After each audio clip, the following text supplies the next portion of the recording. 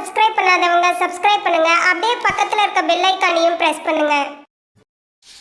வருகின்ற 29ஆம் தேதி மார்ச் மாதம் 2025 சனி பகவான் பெயர்ச்சி பெறுவார். கும்ப ராசியிலிருந்து மீன ராசிக்கு பெயர்ச்சி பெற்று 3ஆம் இடத்தில் அமருவார்.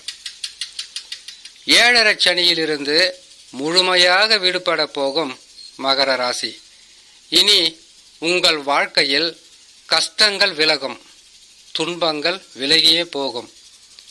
தொழில் தடங்கள், வருமான குறைவு, உறவுகளால் சிக்கல், எல்லா உறவுகளும் இருந்து வெறுத்து ஒதுக்கப்பட்ட மனிதர்களாக, கஷ்டங்களுக்கு உதவி புரியும் எந்த வகையான ஆதரவும் இல்லாத மனிதர்களாக, எல்லா உறவுகளும் இருந்தும் தனிமையில் தத்தளித்த வாழ்ந்து வந்த மகர ராசி. செய்யும் தொழிலில் நஷ்டங்களும் கஷ்டங்களும், முயற்சிகளில் பல வகையான தடங்கல்களும், எந்த ஒரு சுப நிகழ்ச்சியை செய்து பார்க்கலாம் என்று நினைத்தாலும் அதில் எத்தனை தடங்கல்கள், எத்தனை சங்கடங்கள், இத்தனையும் சந்தித்து வந்த மகர ராசிக்காரர்களுக்கு 7.5 சனி என்பது விலகுவது மிகவும் சிறப்பான பலன்களை தரும். 7.5 சனியில் விரயச்சனியாக பொருளாதாரத்தில் வீழ்ச்சிகளை சந்தித்ததும், ஜென்ம சனியாக இருக்கும்போது அனைத்து உறவுகளும் உங்களுக்கு பகையாக மாறியதும், நண்பர்களும் விரோதிகளாக மாறி துரோகிகளாக மாறிய காலகட்டத்திலிருந்து விலகப் போகும் மகர ராசி. கழிவுச்சனி, பாதச்சனி. இந்த 7.5 நாட்டு சனியில் எத்தனை கஷ்டங்கள் இருக்கோ அத்தனை கஷ்டங்களும் அனுபவித்து இருப்பது தான் மகர ராசி. சனி பகவான் என்பவர் 12 ராசிகளில் எந்த ராசியாக இருந்தாலும், அவருடைய சொந்த ராசி என்று சொல்லக்கூடிய மகரம் கும்பமாக இருந்தாலும் 7.5 சனியாக, அர்த்தாஷ்டம சனியாக, கண்டக சனியாக, அஷ்டம சனியாக வரும்போது எண்ணற்ற துன்பங்களை கொடுப்பார். அர்த்தாஷ்டம சனி 2.5 ஆண்டு காலங்களில் முடிந்துவிடும். கண்டக சனி 2.5 ஆண்டு காலங்களில் முடிந்துவிடும். அஷ்டம சனி, ஆட்டி படைக்கும் அஷ்டம சனி கூட 2.5 ஆண்டு காலங்களில் முடிந்துவிடும். ஆனால் 7.5 சனி என்பது சிறிது சிறிதாக மனிதனை உயிரை குடிக்கின்ற ஒரு மிகப்பெரிய ஒரு கெட்ட காலம்தான் சொல்லணும். பொருளாதாரம் உங்களுக்கு பெரிதளவு இருந்திருக்காது. அப்படி பொருளாதாரம் இருந்தால் நோயாளிகளாக மாற்றிருக்கும். சந்தோஷம் இல்லாத மனிதர்களாக, நிம்மதி இல்லாத மனிதர்களாக, செய்யும் தொழிலில் வளர்ச்சி இல்லாத மனிதர்களாக, குடும்பத்தை கூட கட்டி காக்க முடியாமல் கண்ணீர் வடித்த காலங்களிலிருந்து மீண்டு வர போவதுதான் இந்த மகர ராசி. இந்த மகர ராசிக்காரர்களுக்கு எவ்வளவு சிறப்பான குணம் இருக்கும் தெரியுங்களா? மகத்துவம் புரிந்த மகர ராசி. மற்றவர்கள் கஷ்டப்பட்டால் அவர்களுக்கு உடனே உதவி செய்யக்கூடிய நல்வுள்ளம் படைத்த மகர ராசிக்காரர்கள் இன்று நமக்கு யாராவது உதவி செய்வார்களா என்று ஒவ்வொரு நாளும் கஷ்டப்பட்டு கொண்டிருக்கும். தசா நல்லா இருந்தவர்கள் பாடு எவ்வளவோ மேல். தசா சரியில்லாதவர்கள் தான் போட்டி, போராமை, பண கஷ்டம், மன கஷ்டம், துன்பம், துயரம், தாங்க முடியாத வேதனைகளும், உறவுகள் தந்த பல வகையான இன்னல்களும், உங்களுடைய தொழிலில் ஏற்பட்ட வீழ்ச்சியும், வளர்ச்சி இல்லாத தன்மையும், கடனாக கேட்டால் கூட கொடுக்கறதுக்கு காசு இருந்தாலும் கொடுக்க மனம் இல்லாமல் மறைத்து வைத்த எத்தனையோ உறவுகளை கண்ணால் பார்த்ததுண்டு, காதால் கேட்டதுண்டு. இந்த மகர ராசிக்காரர்கள் இனிமேல் பயப்பட வேண்டிய அவசியம் இருக்காது. 7.5 சனி விலகியாச்சு. விலகியதும் நற்பலன்கள் நடந்து விடுமா? ஏன்னு கேட்டீங்கன்னாக்கா, மகர ராசிக்காரர்களுக்கு வெறும் நற்பலன்களை மட்டும் சொல்லிவிட்டு போவது ஒரு ஜோதிடருடைய கடமையாக இருக்கக்கூடாது. 7.5 சனி விலகுவது 2025. 7.5 சனி, சனி பகவான் பயிற்சி பெற்றதும் 2 மாதங்களில் குரு பகவானும் பயிற்சி ஆகிவிடுவார். இப்பொழுது இருப்பது 5ஆம் ஸ்தானத்தில் குரு பகவான் பூர்வ புண்ணிய ஸ்தானத்தில் அமர்ந்திருக்கிறார். 7.5 சனி விலகியாச்சு. இன்னும் கூட கஷ்டங்கள் தீரல, நஷ்டமாவே இருக்கு. தொடர் தொல்லைகளும், நோயும், கடனும், பிரச்சனைகளும் மாறி மாறி வந்து கொண்டு இருக்குது என்ற ஒரு கேள்வி நீங்க கேட்கக்கூடாது என்பதற்காகத்தான் குரு, ராகு, கேது, சனி இந்த 4 கிரகங்களும் இதே 2025 2 மாதங்களுக்கு ஒரு முறை பயிற்சி ஆகக்கூடிய ஒரு சூழ்நிலையாக இருக்கும். முதலில் சனி பகவான் பயிற்சி பெற்றதும் அடுத்தது குரு பகவான். அவர் 6ஆம் இடத்திற்கு வந்து விடுவார். 6ஆம் இடம் என்ன? நோய், கடன், பகை, எதிர்ப்பு. 7.5 சனியே போயிடுச்சு, இந்த தொல்லையா இன்னும் வருதுன்னு ஒரு கேள்வியை நீங்க கேட்க கூடாது இல்லையா? ஆனால் குரு பகவானை பொறுத்த வரையில் 6ஆம் இடத்தில் இருந்தாலும் உங்களுக்கு சில மாதங்கள் தான் கஷ்டங்களை கொடுப்பார். 7.5 சனி மாதிரி 7.5 ஆண்டு காலங்கள் இம்சையா இருக்காது. அதே போன்று குரு பகவான் பயிற்சி பெற்றதும் 1 மாதத்தில் ராகு கேதுக்களும் பயிற்சி பெற்று விடுவார்கள். அதற்கு பிறகு 7.5 சனி முடிஞ்சிச்சுன்னு சொன்னாங்க, லட்சமா பணம் வரப்போகுதுன்னு சொன்னாங்க.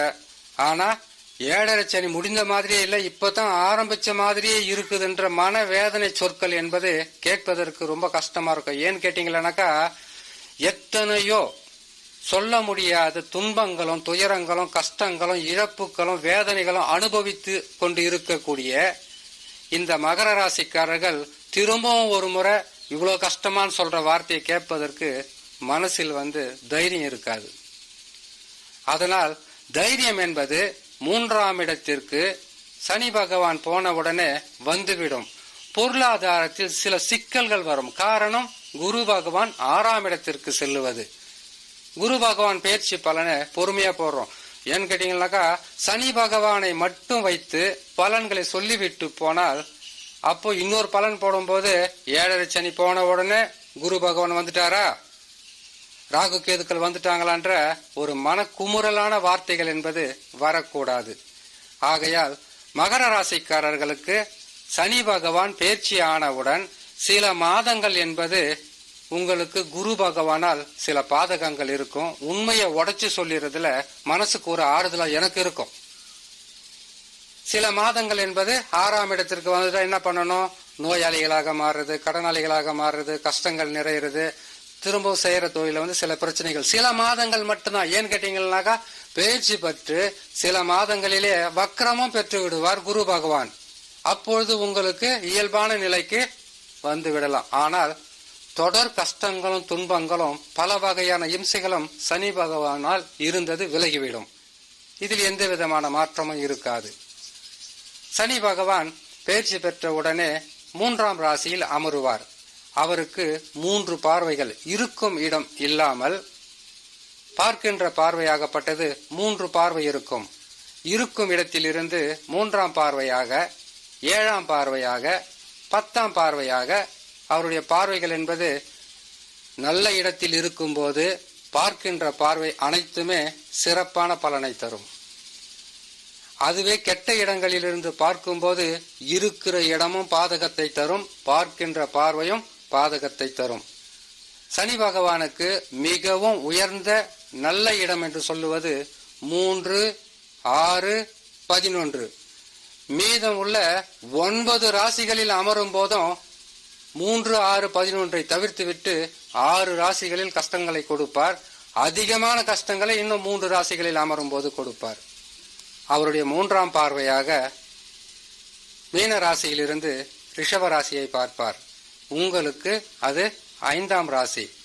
5ஆம் ராசி என்பதினால் உங்களுடைய ராசிக்கு பூர்வ புண்ணியஸ்தானம் பலம் பெற்று இனிமேல் உங்களுக்கு ஏற்பட்டிருந்த சிக்கல்களும் தடைகளும் தடங்கல்களும் மான அவமான சம்பவங்களும் இனிமேல் இருக்காது.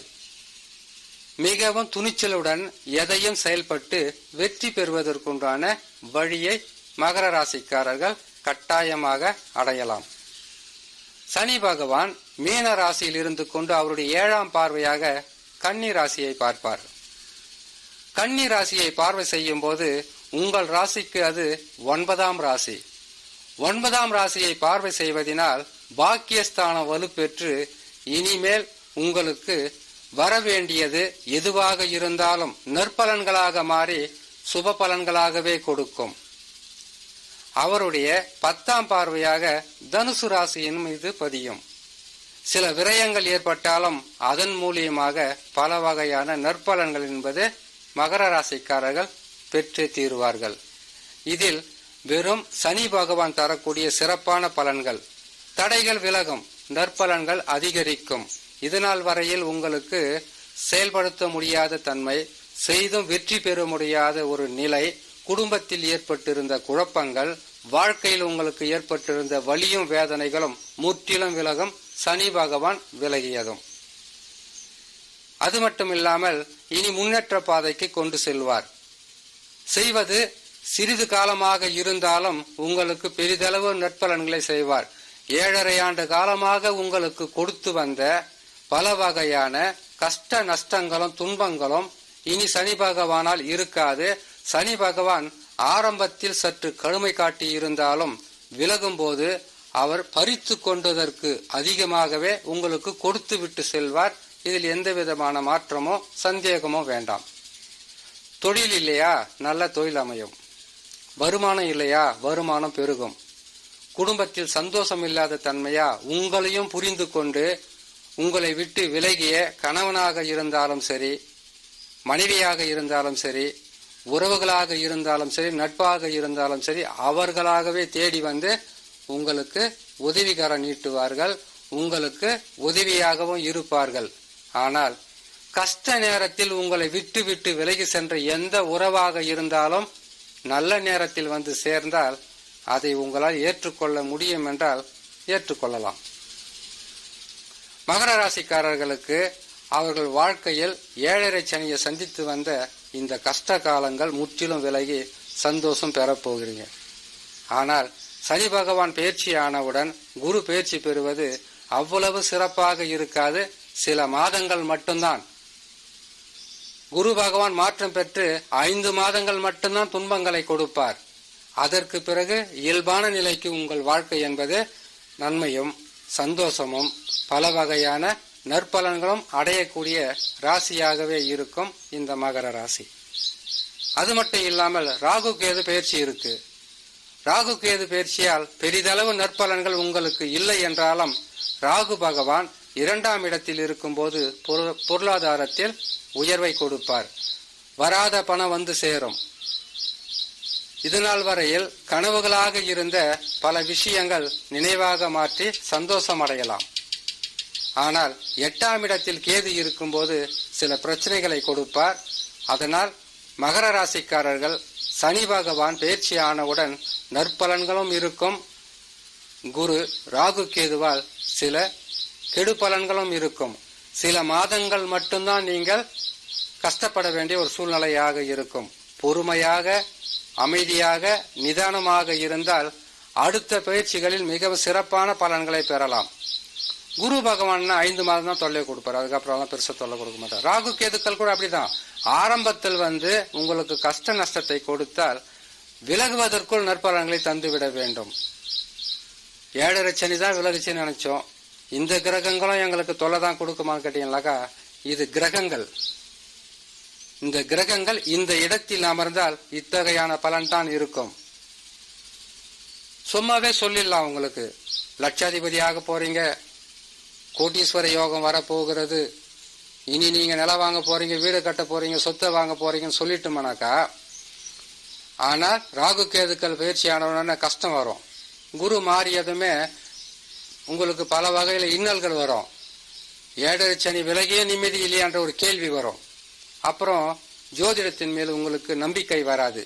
ஆகையால் பொறுமையாகவும் நிதானமாகவும் கேட்டால் உங்களுடைய வாழ்க்கை என்பது இன்னும் சில மாதங்கள் மட்டும்தான். பயிற்சியான உடனே சில மாதங்கள் மட்டும்தான் கஷ்டங்கள் இருக்கும். எவ்வளவோ வாழ்க்கையில கஷ்ட நஷ்ட துன்பத்தங்கள் எல்லாம் அனுபவிச்சுட்டு வந்துட்டீங்க. இது ஒரு பெரிய விஷயம் இல்லை. ஒரு சில மாசங்கள் மட்டும் பொறுமையாக இருந்து இறை நம்பிக்கை, குலதெய்வ வழிபாடு, அது மட்டும் இல்லாமல் இஷ்ட தெய்வ வழிபாடு, அது மட்டும் இல்லாமல் குரு பகவான் மாறுவதால் குரு தட்சிணாமூர்த்தியை வணங்கி வருவதும் நவகிரக சாந்தி செய்வதும் உங்களுக்கு இன்னும் இருக்கின்ற சில மாதங்களில் வரக்கூடிய பிரச்சனைகளாக இருந்து அதிலிருந்து உங்களை மீட்டு கொண்டுவதற்கு உதவியாக இருக்கும் என்று சொல்லி இன்னொரு நல்ல பதிவு உங்களை நான் சந்திக்கிறேன். நன்றி, வணக்கம். மேலும் தகவலுக்கு எங்க சேனலை மறக்காம சப்ஸ்கிரைப் பண்ணுங்க. நன்றி.